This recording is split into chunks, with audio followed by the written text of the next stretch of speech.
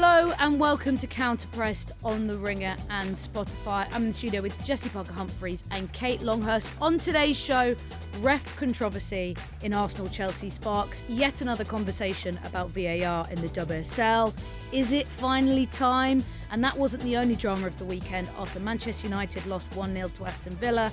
City had the chance to go top and they took it when they beat Everton. Kate Longhurst, a much better weekend, sort of, for West Ham. A much better weekend, sort of, is like the highest praise West Ham can get. Back-to-back wins in the Premier League, so that's Can I just bit say, better. when I wasn't on last week, I thought, finally, I could have spoken about West Ham getting a win, and I wasn't on. And I never thought I'd get the chance again. You're like, that And ended we've it. won 2 games that was in a going to be row. the only win of the season. But the women, so close. I know. So close. It was quite gut-wrenching because both West Ham and Liverpool dropped points I in thought it was stoppage funny, time. not gut-wrenching, sorry, but it was kind of amusing. I It was the doubleness of it Yes, that was exactly. very funny. Do you know, like, Liverpool conceded before West Ham. Yeah. So I was sitting there and someone said to me, oh, has the Liverpool game finished? So I looked on my phone and I was like, oh, Brighton have scored in the last minute to get an equaliser. Like, we could be off the bottom. And then... And as you were looking at your phone. and then someone said to me, yeah, but remember we're West Ham. And then...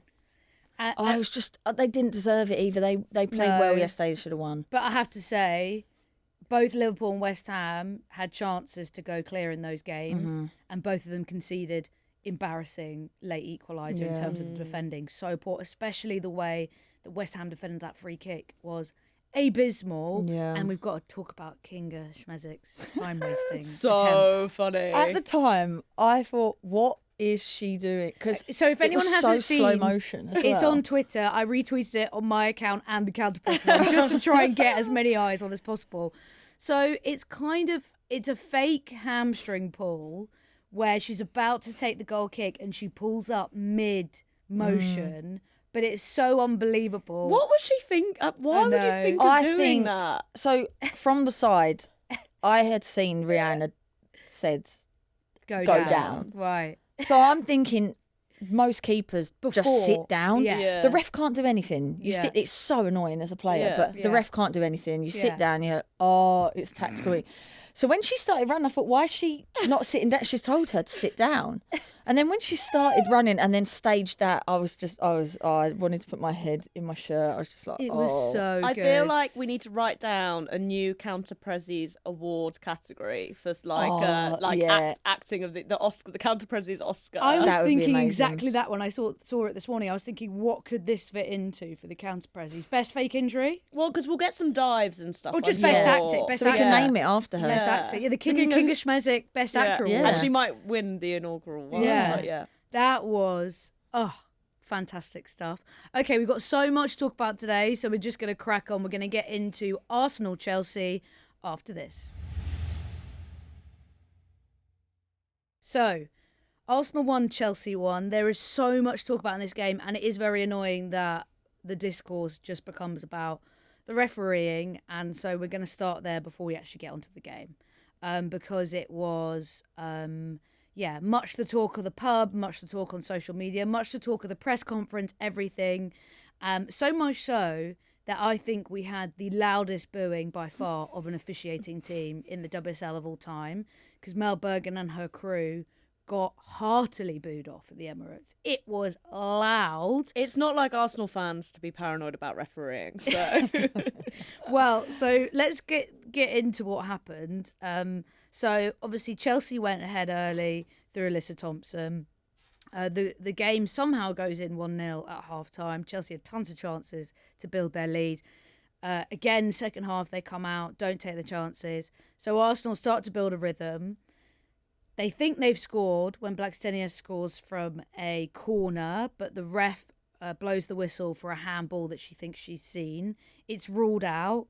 Then about 11 minutes later, we have a Victoria Pelova challenge on Kira Walsh that was given as a yellow on field. Should have been a red. It was high. It was stubbed up. It was kind of on that bit where the ankle meets the shin. It was nasty. Only given as a yellow. Then we have the Alessia Risso equaliser that is given as a goal, but she was just offside. Then after that, we have the Frida Maanum, what Arsenal fans view as what should have been the winner, or potentially 3-1, that is flagged offside. And when you actually look at it, which we did on the Women's Football Show, we drew them lines. She is, in fact, offside, and it was the correct decision from the lineswoman. But obviously lots of images that are shown on social media and in-game, fans are frustrated about the decision. But to be fair to Renee Slegers, I think she's been most vocal about this Blackstenius handball, which is the most egregious one, really, in the match. And maybe the pullover red, really. The offside, the Alessia Ruto one is very fine margins, but she is technically off. And the Frida Maanum one is actually a good decision in game. So maybe we'll just focus on the first two, really, as perhaps the ones that impacted the game so much. Kate, the handball, it's not as bad as the Katie Zellum for United against Reading. That's herstory. 2020. I'm glad you brought that up on It's Twitter. one of my faves. Yeah. It's one of my absolute faves. Some people in the pub did not remember this. I was like, this is absolute Barclays legend. That was the worst decision in history. all time. I Yeah. think. So funny. Zellum going up in the wall, heading it, and she gives it as penalty handball. Farrah Williams scores the pen. Game ends 1-1. Casey Stone's absolutely livid, as you would be. That's the all-time worst. Look, I appreciate the ref thinks she's seen what she's seen. But I think in the context of the game, it's a really bold call to make. And part of being an official is like having the bravery to make those calls, right?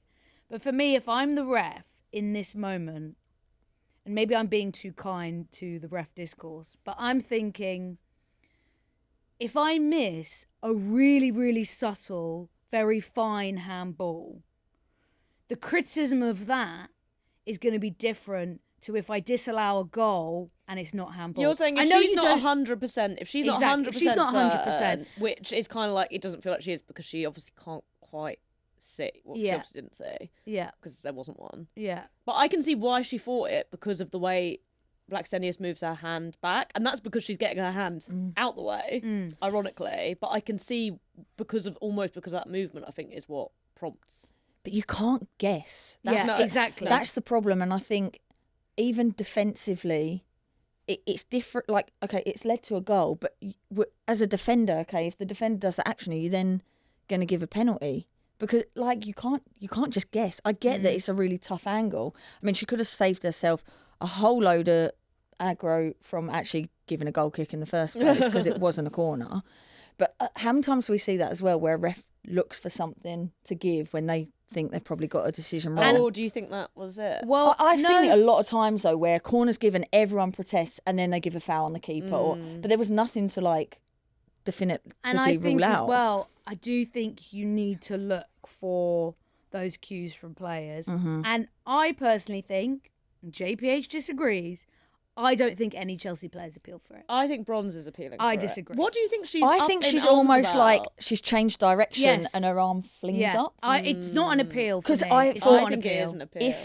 If she's appealing for it, would you not keep your hand up after she's already had the shot? I think she's appealing, but like she's then half also appealing. She's like, and then I've got to defend. The play's still going. Yeah. No, because for me, when you look at how Bronze moves at the follow through of the ball going in the back of the net, she's like, oh, for fuck's saking, in that moment, right? That's her motion. But if you really believed, you'd be going straight up to the therapy and like, handball, handball, handball, handball. But there's none of that. Everyone just is like, oh man, like there's no reaction, which is ref, you missed it. Like normally in the WSL, like think about that Leah Williamson handball at Kings Meadow, right? I will say Chelsea are famously, we're very bad at appealing for stuff. And the Leah Williamson handball is like, okay, no, fans get really wound up about it. Like Chelsea players for some reason don't seem to like really get all up in like that sounds like that sounds like a Chelsea problem. That's why fans get frustrated by it, because they would like to see the players like appeal for more stuff. But I mean, the appealing, not appealing thing. I've seen some people, why did she give it? Because the Chelsea players don't appeal. I mean, you can't have a not ref give doing that. Yeah. No. If But she thinks she's seen it, she thinks she's I seen think it. it's all the factors coming together, right? I don't think you give things based on an appeal alone, but we know how much that influences things in all decisions for referees. We know what. But it that's why I influences in kind that of like moment. Kate's theory more, because Lucy Bronze definitely appeals very loudly on the corner. Yeah, Where she says it's come off Yeah. forward, which it does. So maybe that's the appeal that's in her head. Well, I think you see the ramifications of corner Blackstenius' decision then on the rest of the game, because I think she is chaotic after that, and I think that's a result of those two incidents then and the pressure and the reaction from the Arsenal bench, who are obviously fuming, having to book one of the Arsenal coaches, etc. Like, I think then you see why the next passage of half an hour, 40 minutes plays out the way it does, because you're in that like Emirates 50,000+ people on your back, which then I think influences the decisions you make. But yeah, I think the handball feels like the most frustrating one. People understandably go straight to, we've got to have VAR. In the interest of democracy, did a poll on the Counterpress Twitter and Counterpress Instagram, and amazingly they both came out 60-40. I think the Instagram one was 61-39, but basically in favour 60-40 yes. No. But what I think was interesting, I hate VAR. well, okay, Kate, we'll get into it. Don't worry about it, okay? I hate it. I'm pro VAR. And it was good to get some, I would say I did my market research in the pub with a Guinness Zero at the Tolly, It's the place where it all should good be. market research happens. And I will say, actually, What was your market? You were asking people. yeah, I'm asking Okay. people, come on, that's market research. I will say, obviously, we were in the press box, but as a Guinness fan, as a Guinness Zero fan, Yeah.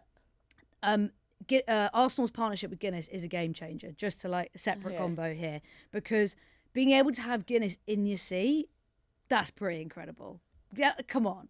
I mean, maybe Well, I'm here I'm not alone, a Guinness but- drinker. Yeah, I just so- think Guinness is the drink of the moment. I am yet to but partake in a WSL in-seat drink, so I can't believe JPH, King of Beers, has not. Flo, I work so hard.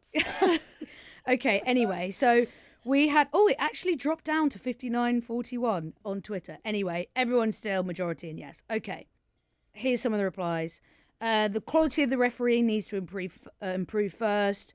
I'll just say I've seen enough of VAR to know the quality of refs have to improve first, or you'll be seeing the most baffling decisions. In principle, yes, but I don't believe it will be used correctly at this stage, so better to start with goal line technology and semi-automated offsides. I want VAR, but I also think it needs to come with refs who are better quality. A VAR doesn't make the refereeing good, it helps with decision-making. Goal line technology and semi-automated offside, yes. VAR with the exact same pool of referees, not so sure. VAR is just a tool. If the people expect to use it are already the problem, give them a tool to use without first making them better is only likely to make things worse. So you see the general consensus is better officiating. And we've had this debate before, famously, me and Jessy shouting across the table on this. We've had this debate before about if you improve the standard of refereeing, will you see the outcomes you want to see? Yeah.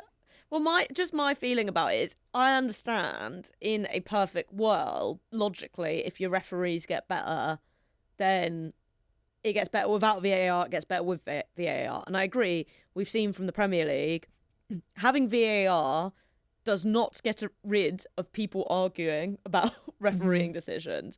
So I think that's like, sometimes feels like a bit of like misconception about this debate. It's like, I sometimes find it weird that in women's football, VAR is sort of treated as this panacea which will just fix all this stuff, and we know that's not the case.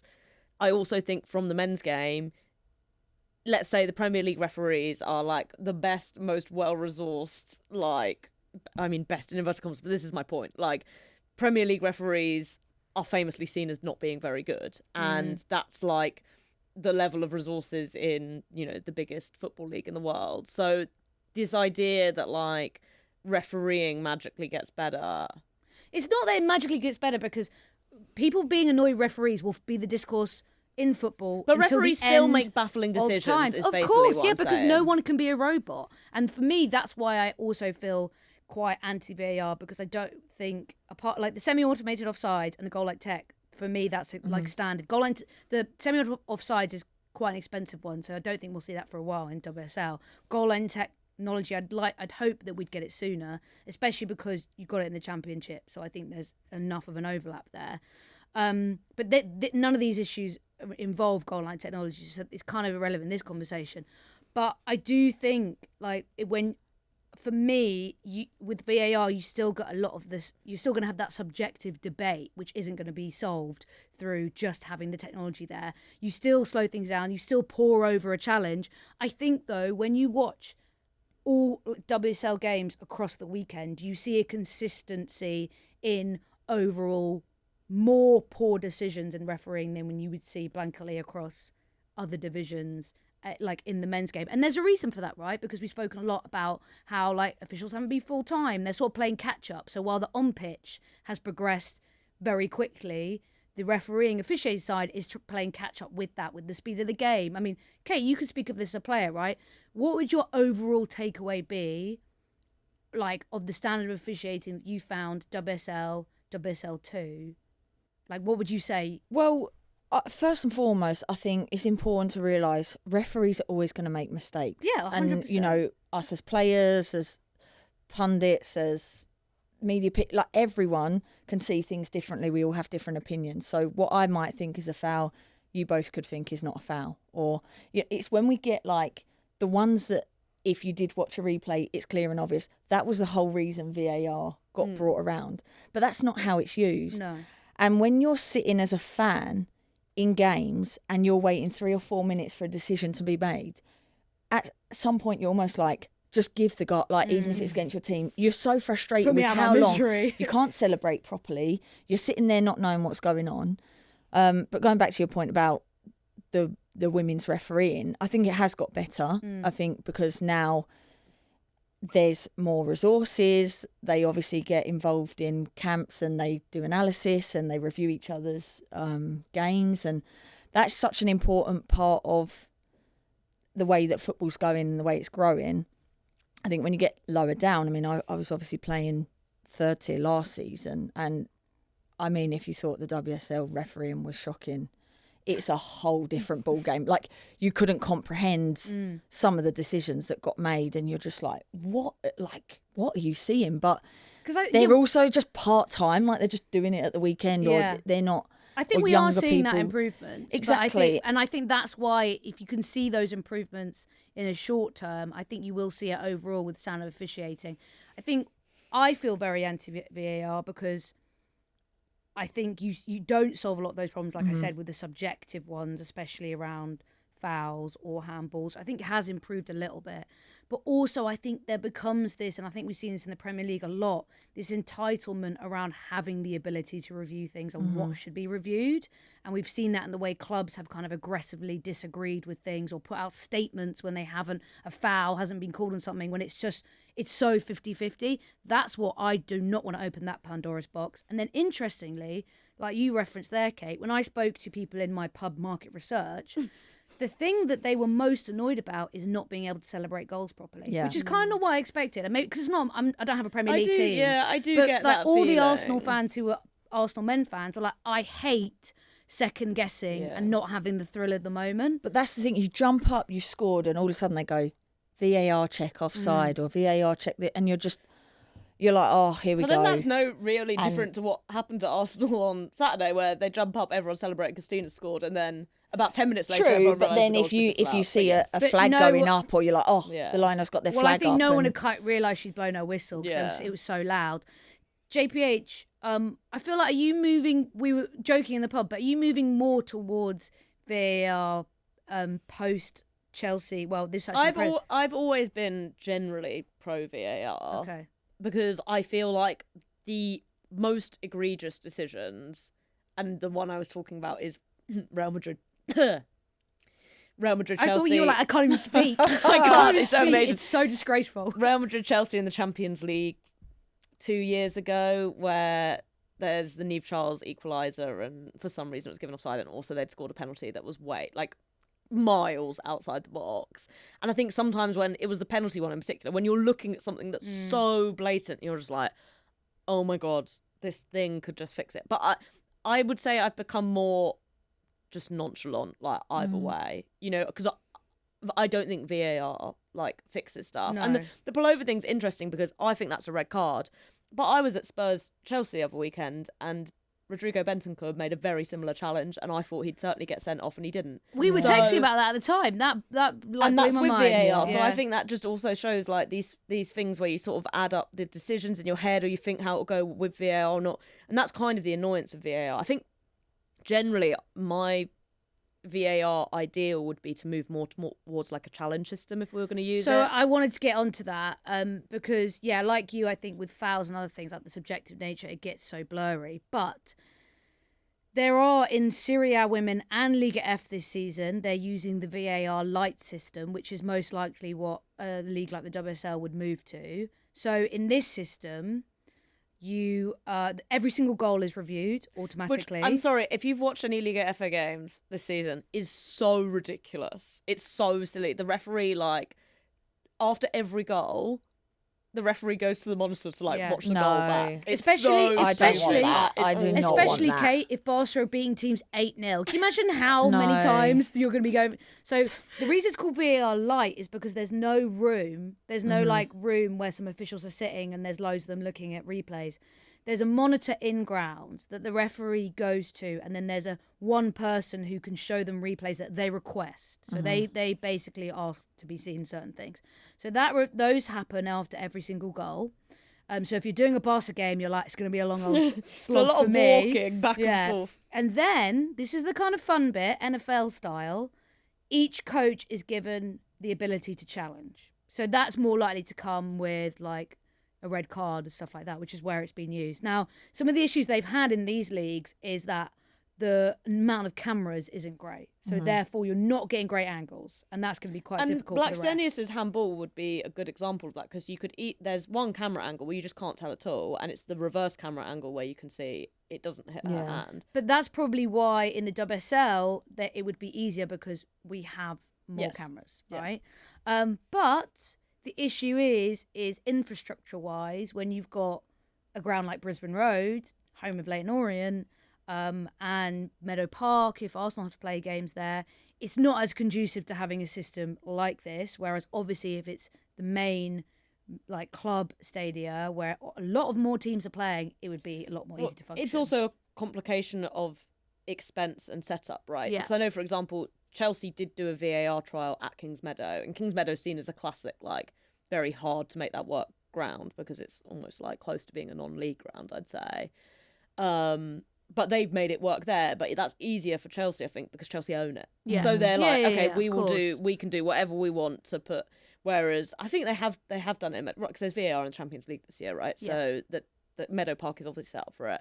But yeah, if you're Spurs and Leyton Orient, like how are you making that work in terms of it's not infrastructure Leyton Orient's got set Well, up? also, like, Boreham Wood have to come and play there too at Meadow Park. So it's like, how are you, like, the set up and set down and all that kind of stuff. Like, that's a whole, like, I know from people behind the scenes that Champions League games at Meadow Park this year are a complete nightmare because of the very infrastructure that is demanded of a UEFA Champions League.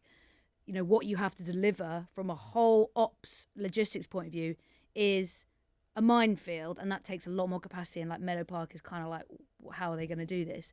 So yeah, I mean, how would you feel as a player, Kate, about VAR light as we've described? No, I wouldn't want it. I just wouldn't. I think sometimes the great thing about football as well is we sit here and we have a debate about refereeing decisions, and it's part of the game because, like I said before, players make mistakes, referees make mistakes, but it gives you something to talk about or argue about, or it can be quite divisive. You're always going to have your opinion, whether you watch it back VAR or not. I've seen penalties get given for exactly the same things that penalties don't get given, handballs that get given, exactly the same thing don't get given, whether you've got VAR or not. And I just think anything that slows the game down, it's like football is a spectator sport, and it's not like American football where we slow down and analyse everything and there's a natural start again. There's Exactly, and it's just like, I think we just have to accept sometimes you're going to get things wrong. Like, I've had decisions against me go wrong, but I also know, like, I've had decisions for me that have gone well. So it's like it's difficult when it goes against you, but at the same time, it's going to happen. It's also interesting, right? The narrative that came out from this game that was, okay, we were in an Arsenal pub afterwards, so this is to be expected. But like, even on Twitter, blah, blah, blah, is that Arsenal were really hard done by. But if we look at the decisions, okay, the Blackstenius handball, they're hard done by that. Although maybe you turn that down a little bit because it wasn't a corner. Although like VAR wouldn't wouldn't change change that. that. So, Yeah. but let's still say that. Pullover, we think maybe was a red card. Rousseau is offside, but the goal's given, so that's good for Arsenal. And then Marnham was offside, and that was a correct decision. So the game is almost, as much as the refereeing is bad, kind of like close to this idea that it all sort of evens out, right? And if anything, Chelsea are probably the team who should feel hard done by because they got 2 bad decisions go against them, whereas Arsenal only have 1.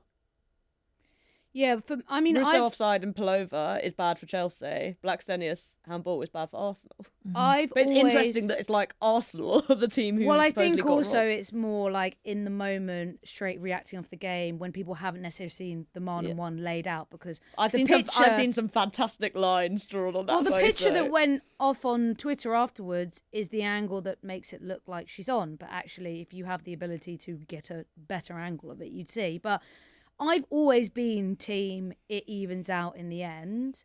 But I think because this is a game between Arsenal and Chelsea, it's always going to have a bigger spotlight. And I can understand why all managers would I'm say... still angry about those Beth Mead offside goals. Yeah, from 4 years ago. Exactly, rattle. I think also you can understand why both managers are straight away in their post-match or in the press conferences say, like, VAR would be great, yeah, because they feel like it would solve a lot of the problems. But for me, I don't think it does. I think it actually just creates more discourse. And I think most Premier League fans would say, get rid of it. They don't want it. EFL fans are desperate, don't even get it anywhere near our leagues. And I think it's really interesting seeing the difference between people who vote yes, but people who reply no and why. Or, I think that's a very interesting dynamic. And I think there's a good piece on The Athletic about how it's being used in Liga F and like a lot of the delays, a lot of the issues and how it's slowing down the game. And I do just wonder about what the impact would that be. And given a lot of the Arsenal fans in the pub were saying, oh, we're a bit cheesed off, but we don't want VAR anyway. It's kind of like, well, then, this might happen. And I still fall on the line of once the officiating improves, we'll probably be happier overall because it is improving. I think you see that. Yeah, but I mean, I guess what I would say is I think the officiating was bad, but I've seen officiating that I would say is about that level in the Premier League. That if they didn't have VAR to like help on stuff, I just think sometimes that's the way it goes. As I say, I've seen a tackle exactly like Pullover's not given with VAR literally within the past week. The Blackstenius handball, I could easily imagine a Premier League referee giving that as a handball, and it's just the difference to the Premier League because they would have checked it. Again, the offsides in the Premier League just got automatically checked. And the offsides aren't egregious decisions. Like, I'm annoyed, but I don't think they're crazy decisions. No, the Russo one is very tight. The Russo's one's tight, so you and can the Marnham understand one's given. why, So. and the Marnham one, she gets it right. So I think, again, at the end of the day, it's the Steiner one that is what Arsenal fans are really pissed off about. And if I was an Arsenal fan, my head would be on planet Uranus, let me tell you that much. Also, quickly, this kind of got lost in the ref melee, but there was a lot of pre-match issues before the game with security. And I think, I know Tim Stillman was talking about the 12 p.m. kickoffs not helping this. For me, there's always an issue at the Emirates for the women's games. Not enough women's security to do the pat-downs on a lot more women going to the games. A lot more women and families going to the games, therefore more bags, and them not legislating for that. But this was an all-timer, like queues around. Like I had messages of people sending me pictures, like missed the first 15 minutes, missed the Chelsea goal. People stuck all the way back at Arsenal Tube, not being able to get there. Just like really crap experience for people, it's the biggest game of the season. You've sold around 57,000 tickets because Arsenal announced it. Just like, do better, hire more security. You've done this enough years now. And also, I always now get to, I know we're in a press box, but if I'm not in the press box, I get there so early because I know Emirates security is really bad. But obviously a lot of people, they won't go to the Emirates all the time. They'll come for these big games and they'll probably think, well, 20 minutes is enough. Lo and behold, it's not. Well, also the midday thing is tricky because a classic thing in the Premier League that teams do, right, is they'll say, if you come 90 minutes, 2 hours early, you get like half price beers or whatever. Like Stamford Bridge do this. I believe the Emirates do this as well. Yeah. But you can't say to people 9 o'clock in the morning. Get here at 10 a.m. for a bit. But do you know what I mean? I know it's silly, but so this is stuff that clubs have put in Yeah, because yeah, they yeah. know it's hard if 60,000 people Yeah. all turn up 15, 20 And I minutes will before say, a game. Emirates men's games, also they do have a lot of issues, especially midweek. It gets quite bad because a lot of people have bags because they're coming from work. It's like these and things people that seem don't get so- there Yeah. there as early. And I know that's been a big thing as well. People have said in the women's game, like there's not necessarily that same culture of, say, you might go for a drink on the concourse or whatever. Like you might want to get to your seats early. People do turn up more on time. But yeah, I find the Emirates is particularly bad for it. Yeah, and it didn't help as well that Spurs were at home, so there was a bit of like they were playing at 12:30, so it was like extra double up with that. So the pressure on like tubes and everything. Like, Wow, we didn't have that discourse this year. That normally is a discourse, isn't it? Whether Arsenal women's fans are going to get beaten up by Spurs fans. I when they did play at see the some same people time. on Twitter saying there was a bit of ag at London Bridge Station.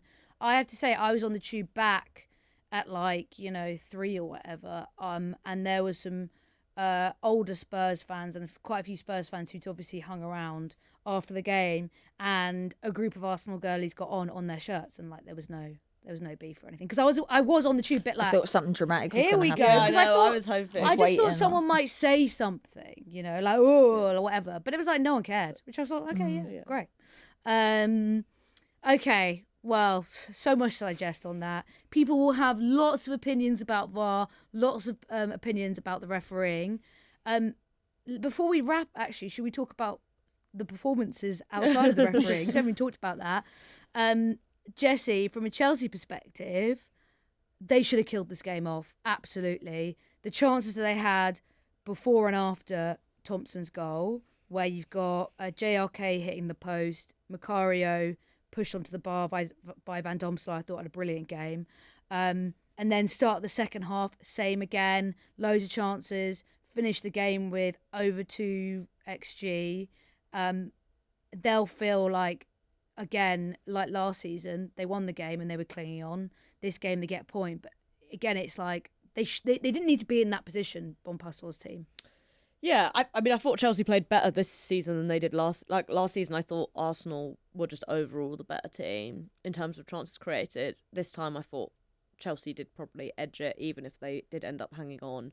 And that's the thing that's a bit hard with the ref drama as well, because it felt like that really got the Emirates up. It made the game feel more frantic, feel more intense. And I think Chelsea did struggle to control that. And, I think if there's a criticism of Bonpastor, it's probably that the subs didn't necessarily come soon enough, or they weren't quite right, and Chelsea didn't have a shot after the 65th minute, which kind of tells you everything you need to know. But in terms of that first hour, no Kim Little for Arsenal, and that midfield looked really, really open as a result. Obviously, Thompson just runs straight for it for the first goal. There's another moment where Captain does the same. Slager's basically admitted after the game she didn't think Chelsea would play a back four, and that Arsenal were a bit, it took them a while to get their heads around that, which, I think Bonpastor deserves a lot of credit for. The back three at times has looked a bit bizarre, but she's always said she wants the team to be unpredictable, and I'm like, this is probably the best, if you've got in your biggest game of the season, which this game always is in the WSL, the opposition manager being like, we had no idea what they were going to do and we had to try and figure it out on the fly. And if Chelsea score twice or even 3 times in that first half hour, you're like, well, it kind of, that unpredictability works really well. So I do think Bonpastor kind of deserves credit for, being able to get the team to move between those systems more fluidly, because it's not always been, it's been sometimes bumpy, but I think this was an example of where it could have really worked.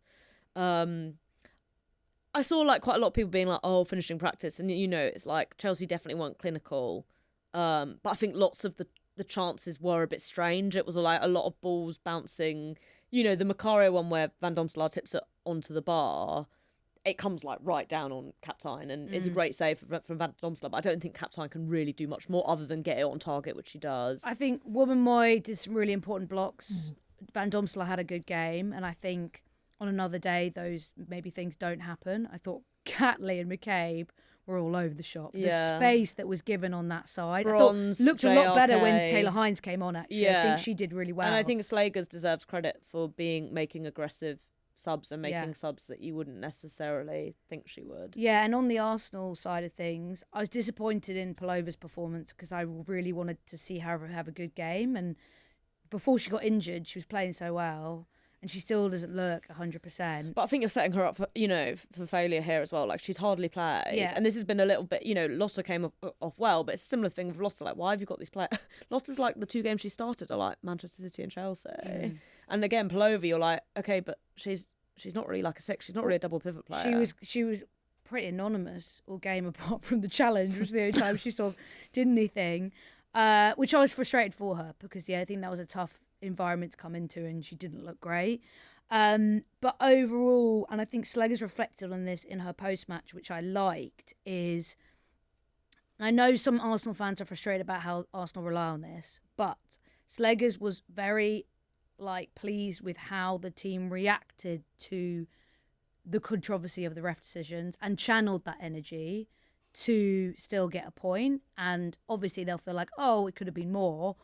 But I think that's really positive. I think sometimes we've seen them kind of fade out in games, but this is where they're at their best at the Emirates, when they channel that energy, that noise, and feeling slighted actually really energised them in this. And I know in my pub market research afterwards, a lot of Arsenal fans were saying, why does it have to take that? Why does it have to take the Emirates moments to give us drive and energy? And I appreciate that because it must be frustrating to watch in that capacity. But it's still something special that they can tap into that a lot of teams can't. And it felt like the noise for the Mon goal that was disallowed was so loud. That would have been one of those Emirates moments for sure. Yeah, and it shows a lot of people care now as well. And I think, like Jessy said, Chelsea could have been out of sight within the first half an hour. You thought, wow, they're really up for this. And Arsenal didn't really know how to deal with them, how to contain them. But I think the fact that they have kept themselves in the game and then managed to get something from it and arguably could have got even more from it shows that they have got a bit of resilience and a bit of steel, because that's something that we've questioned about them this season, that sometimes, okay, maybe because the game situation is different and they get a bit complacent and what seems like they take their foot off the gas a little bit, actually it was completely flip reversed on Saturday. And if there was going to be a winner, I felt it was going to be Arsenal, that they looked the more likely in the end. The problem they've got is they've dropped so many points already with a team like Chelsea. I mean, now we look at Man City as well, that are really going under the radar, but it's a lot of points to kind of pick back up. So I think if they did have a chance of winning the league, this was the game they really had to win to almost show other teams we can beat Chelsea, because even when they haven't played well this season, they've still ended up winning or getting a draw at least. And also for their own mentality of well, if we can beat Chelsea, we can beat anyone. So I think they will take a lot of confidence from it. And it's really important to show that you've got that resilience and that fight. And it's great when you've got a crowd behind you as well, because when you've got Arsenal are the only club, I believe, in England that just have such a hardcore fan base. And they've built that over the years with the reputation they've had.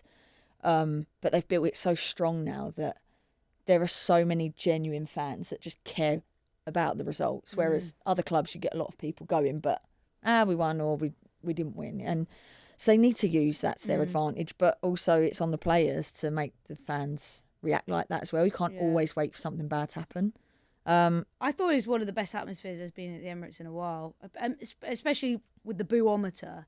The more decisions that Arsenal that's what we fans judge are frustrated crowds about. off of as well, isn't it? The louder the boos got, and I think that was good because it energised people in the stands who were because sometimes it can take a while, and the fact that Chelsea scored early, that kind of kills that atmosphere sometimes. But I think the atmosphere was really good on Saturday. I think it helped that I think this was definitely the best away end I'd seen Chelsea bring to this game as well.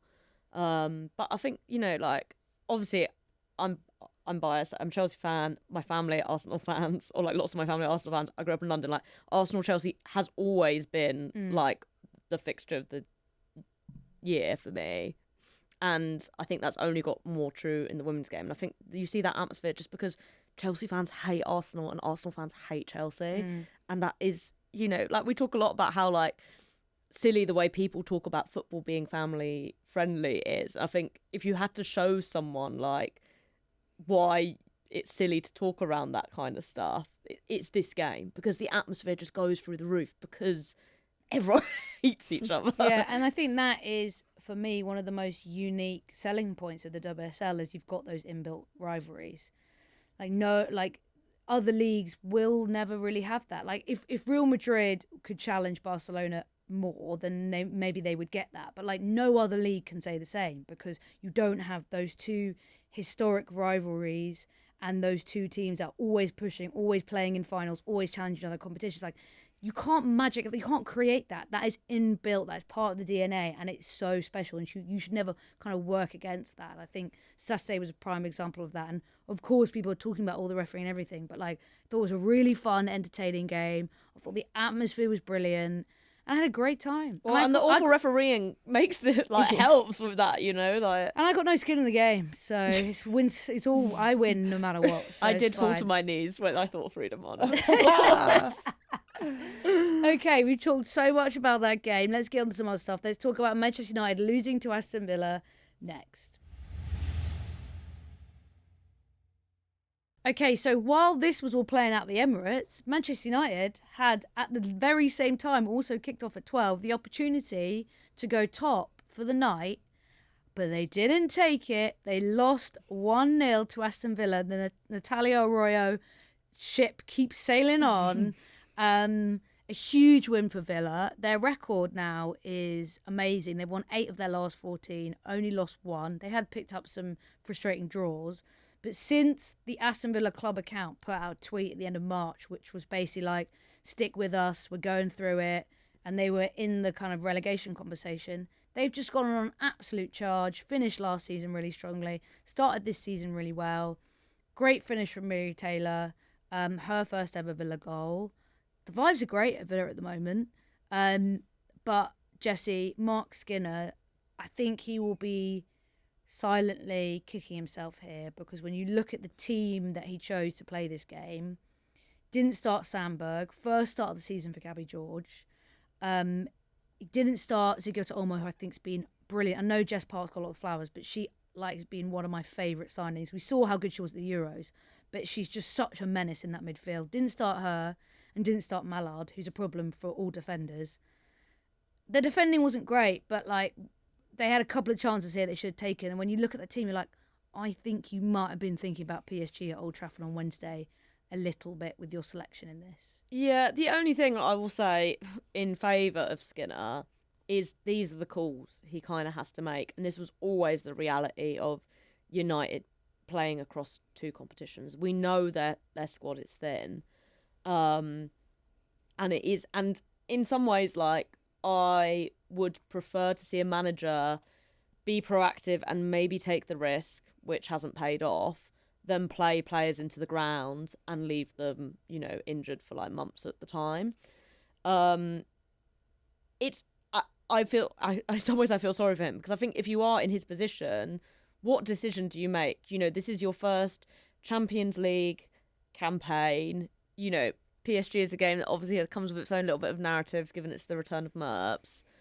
And, you probably think in your heart of hearts, you aren't going to win the WSL anyway. So do you prefer to, like, try and have a really good Champions League run and build that experience? I don't know, but I'm saying that I think given the size of the squad... not about the Champions League side of things, but, like, I think if I'm Manchester United, and I know we haven't even mentioned the fact that Chelsea have gone 33 games unbeaten now in the WSL, insane. But I think if I'm a Manchester United fan and I'm Mark Skinner, I would look at the WSL this season. I think City have been a good run, but like no single team has blown me away yet this season. No. So if I'm Skinner, I still think they've got a really good chance of winning the league.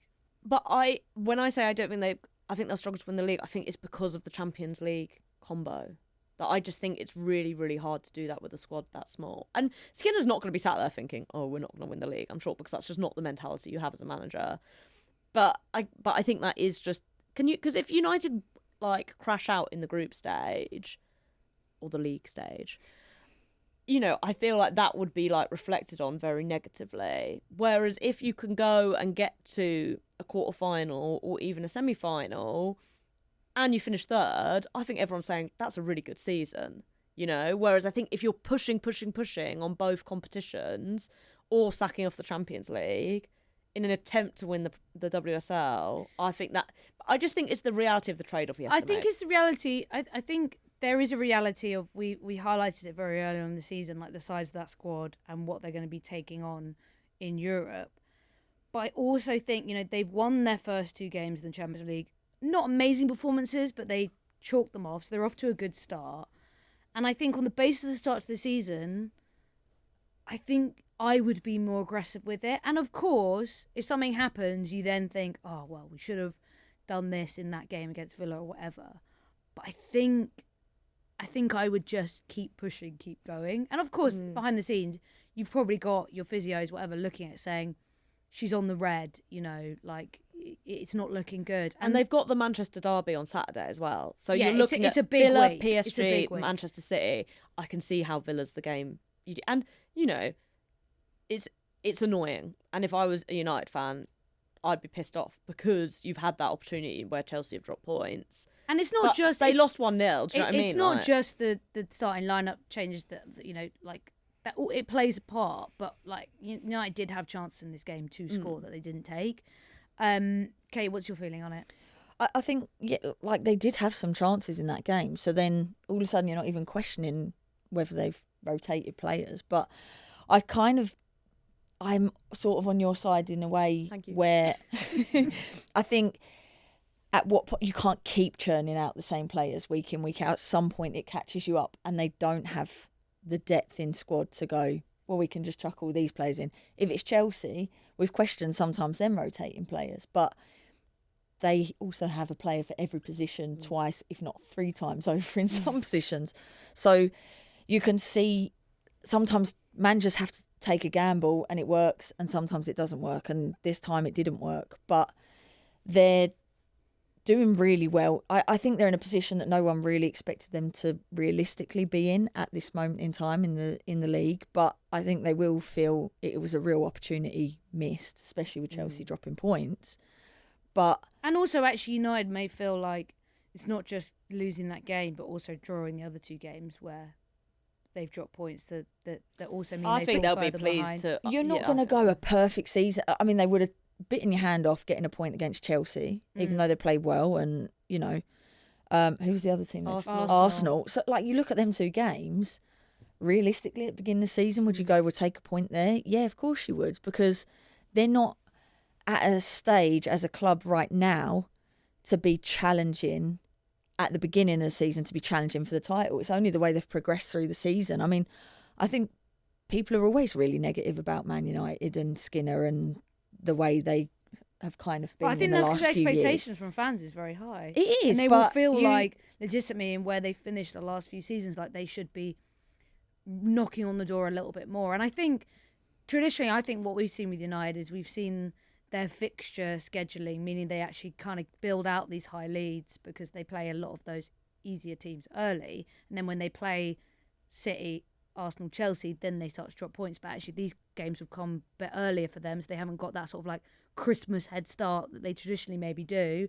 And then I still think I maybe my expectations are too high now for them. I think if they beat, and this is an if still, but if they beat PSG and City, I know like fans will still be annoyed because then you're looking at the Villa game and going, but you know, like Chelsea men had this recently where we beat Liverpool and then lost to Sunderland, and obviously it's like Liverpool kind of shit, so maybe I shouldn't have like taken as much enjoyment from that as I did. But I'm kind of like, 3 points from those 2 games, sure. Yeah. And I think if I was a United fan, if they do beat City, I'd say 3 points from City and Villa, fine. Oh, well, they'll take that because they're beating City as well. Well, yeah, like no, but dream.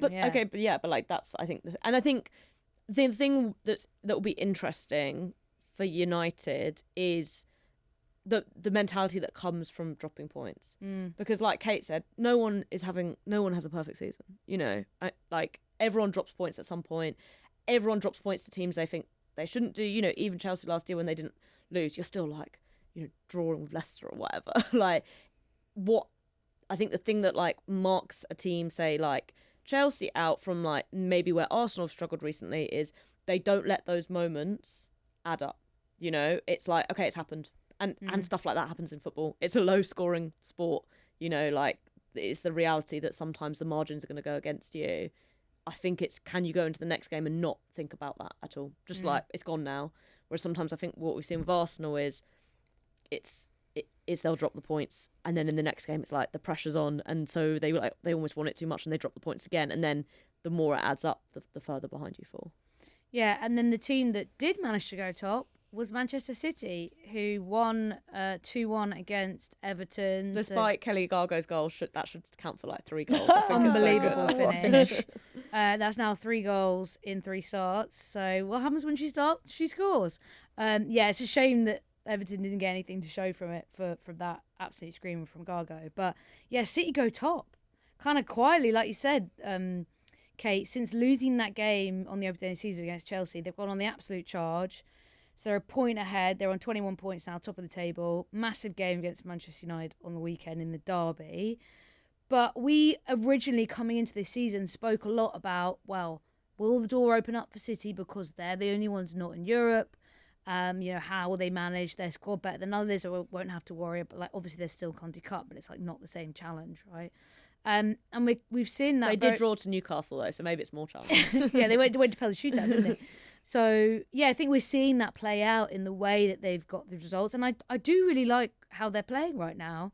And again, in this game, it's kind of the great header from Bunny Shaw, Miedemar, really nice goal, her 90th in the WSL, which is insane. Crazy. But I have liked watching Man City, and Jessy, do you feel like this is going to be, they're going to hit the top and now hold on to it? That's what I don't know. I mean, I think it's great for the league because it's creating more kind of probabilities and dimensions, whatever.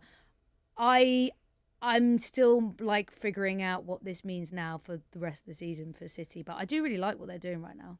For me, I'm like, let's look at where we are next weekend, because that Manchester derby is the last one of the sort of round robin between the first the cycle, top 4, yeah. right? So I think if they win that, then yeah, they're in a really strong position. You know, they'll have won 2 of their games against their 3 title rivals, and I've always sort of been of the opinion that that's really, you have to take points of everyone else, because most teams are going to win the games against the other 8. So, you know, I think if they can do that and walk away with 6 points from those 3 games, they're in a really, really strong position. If they can't make it count against United, we could be, you know, in a position where they're then not top of the league again immediately. I think they have looked good. I think they feel a lot less predictable than they did under Taylor.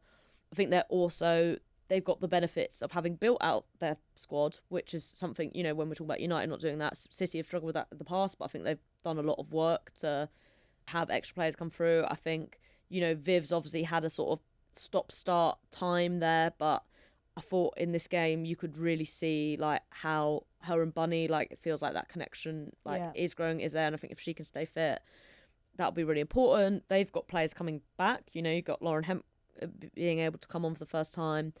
Iman Bene's taken to the WSL like a duck to water, which, you know, is brilliant for them. And they've had a lot of success, I think, with the scouting they've done on their young players. And again, they deserve credit for that, whether it's Virginia coming in last year, Bene coming in this year. So, yeah, I think they're in a positive position. You know, for me, aside, if you were kind of like blindfolded and you didn't know that Chelsea sort of end up winning the league every year, City should have been the favourites by virtue of not having Champions League football, in my opinion. Maybe you turn them down a little bit because obviously they've got a new manager. Although equally, I think, again, we saw with Chelsea last year that you can have benefits of that in that teams don't know how to play against you. And that will be interesting as well as we move into the second half of the season. You know, everyone's played City once. And this is something Sonia talked about last year that she really felt. Once everyone had played Chelsea once, it was like the games got a lot harder because they'd had this experience already, and I think it'll be interesting for City on that. Yeah, and I will say Chelsea kind of deliberately built out their squad so that the Europe factor, I think, just hits them that, like, just not as hard because they've deliberately built such a big squad that they can lean on in those moments. I think City have done well this season, like you say, to do that. Well, and I it's mean, been hard for City because when Chelsea can do that because they know they're in the Champions League every year, basically. So you can afford to do that because you can convince players that they will get minutes regardless. Mm-hmm. City have had an issue that they've yo-yoed in and out of the Champions League over the past couple of seasons. So you naturally want to keep a smaller squad because you're not necessarily going to be able to work with sort of like the kind of 25 players that Chelsea have been able to. Yeah. Carolyn's still out. Alex Greenwood not available either. So there's like even with those big absentees, you look at the strength of that squad and it's still a really good team on paper. I think Fujino's had a brilliant start to the season. Laura Brunhilde-Brown as well. Lauren Hemp coming back is massive just before the derby because I think she plays really well in those games. So it feels like everything's coming together quite nicely. It's going to be like what it looks like after Christmas, really, with so many of these teams. And I guess the United Villa result was a perfect example as well. It's like you'll still potentially get these like anomalies that like rock your season again, even if you feel like you're getting good results against the best teams, Kate. Yeah, I'm a little bit not convinced by them. I think On City? Yes, Yeah. love. Whoa. I think because I watched the West Ham game last week and my worry for City was if it wasn't West Ham going forward who are really struggling to score goals, another team could have easily scored 3 or 4 goals against them. I thought the centre-back partnership, I think it was Rose and Pryor. Yeah. And they just didn't look convincing. They were getting dragged into areas they didn't want to get dragged into. And West Ham were really, like, as I said, West Ham have struggled going forward this season, but they hit the crossbar. There was another couple of chances they should have scored. And I think when Greenwood's in there, I think she gives a little bit more stability, and especially her experience and the way she can dictate the ball in possession as well, I think changes the whole complexity of that team. But granted, they didn't have Lauren Hemp as an outlet as well, which is really good to see her coming back, because I really rate her as a player. But I just worry defensively, if that centre-back partnership have to play together a lot, I think they look too vulnerable. I think we've seen them have to change though, because Rebecca Knack started yesterday, Knack and came she's back been with injured the to start the season, Knack is back, and yeah. she was on the bench, I think, for the previous. And she was benched against West Ham. and she's got a lot of experience, and she can make a big difference as well. But I She think does sometimes have a bozo moment in her. But I This think is the Kate is thing, a I prime think it's example of just- like they've been forced to rotate that centre back partnership Yeah. because of injuries, Yeah. and you're putting when you've got Pryor and Rose, you've got Rose who's new to the league, and I think we've seen her get better as the weeks have progressed. But she had a tough start against Chelsea in that first game, but she's got better and better. And I think Jegletz has talked about that a lot recently. And then Pryor, who's still really young, like immensely talented, but those are two. That's like a lot of inexperience. But I think that's just, this is what I'm saying. It's not saying they're not good players. No, it's no, not no. saying they're not a good team. But to win the league, yeah. this is what I'm Well, saying. you've got I'm not Brighton Bjorn fully... or Brighton Germer or, Exactly. whoever's I'm gonna not be fully that. convinced of winning the league. It's not, I don't rate them as a team and I don't rate them as players, because it's just a completely different step up again when you're going. Again, we just have to keep comparing them to Chelsea, because Chelsea are obviously the team that everyone has to get above to win the league. If you finish above Chelsea, you win the league. Like, it's going to be a fact. But that's my concern. I don't know how long Greenwood's out for. It's kind of unclear. Yeah, Exactly. So when you don't hear anything, it's not like, it's 1 or 2 no weeks. news is not good news. So, and I hope for her sake that, it's not anything.